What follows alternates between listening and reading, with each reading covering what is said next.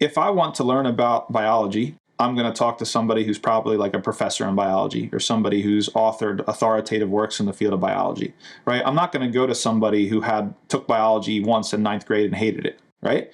So you need to go to people who have some level of expertise. Now, expertise is kind of a funny thing, and it's really kind of politicized these days. You've got some people who have used expertise in a gatekeeping way to control people and to kind of filter out sort of oppositional viewpoints and things like that. And that's on one extreme. But then you have the other extreme that just doesn't recognize any expertise at all and acts like every single person has the same access and the same ability to come to conclusions. The person who's just reading online in one language, right? Compared to the scholar who knows 5 languages, who's able to access manuscripts. No, they're not equal, right? So if you want to understand about Islam, you should go to somebody who is qualified to do so. Whether that might be a local mosque, an imam or something like that, or somebody who they should at least know a couple of languages. They should at least be fluent in Arabic and able to access Islamic texts. They should have, an understanding of the scholastic tradition. Because if you're going to go to somebody who's just your average sort of practicing Muslim, you're going to get all sorts of things, and converts to the religion find this as well, because when we become Muslim, a lot of people who don't have any sort of training,